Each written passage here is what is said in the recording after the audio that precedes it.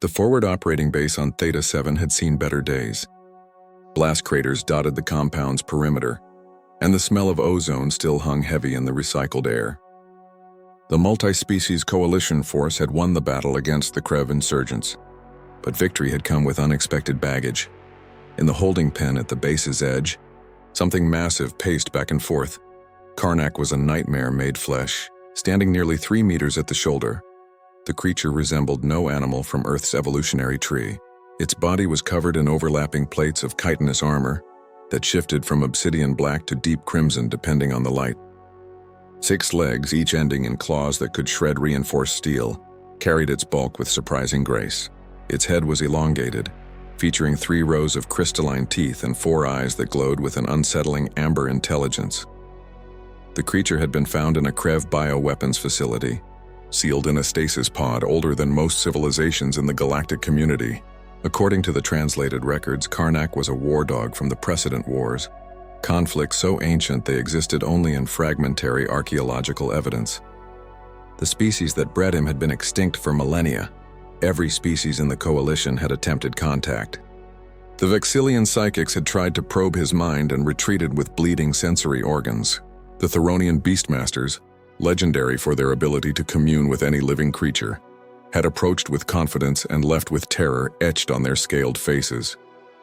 Even the artificial intelligence constructs refused to interface with the holding pen's security systems, claiming they detected hostile sentience that made their code unstable.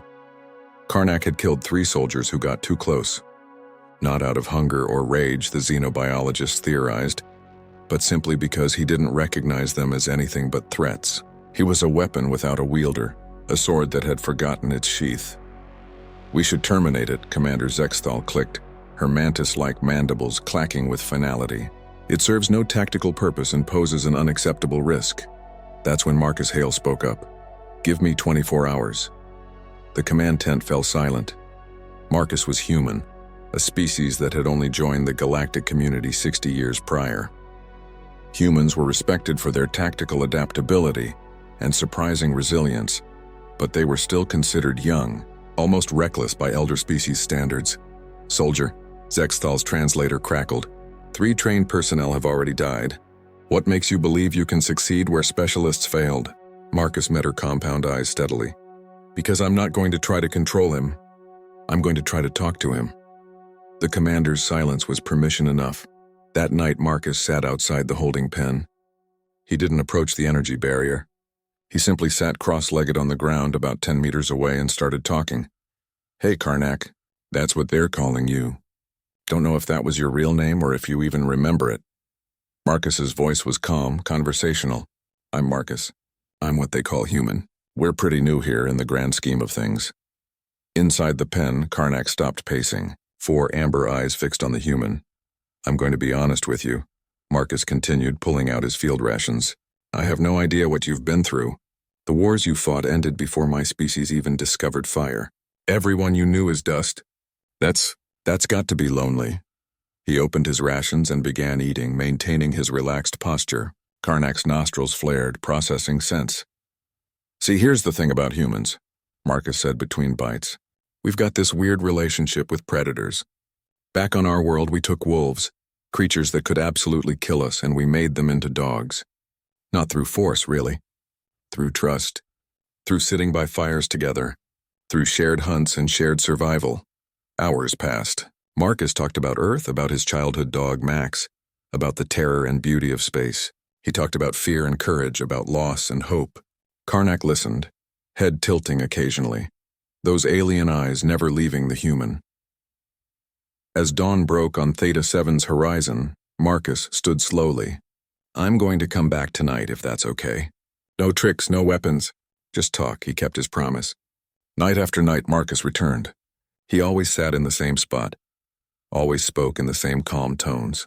On the 4th night, Karnak lay down while Marcus talked. On the 7th night, the creature moved closer to the barrier, separated from the human by only a meter in a humming energy field. On the 10th night, Marcus made his decision. "Commander, lower the barrier."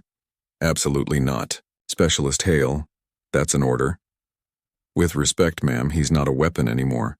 He's a prisoner." a prisoner who's been locked up for thousands of years. Either we trust him or we kill him. I vote for trust. The silence that followed was heavy with judgment.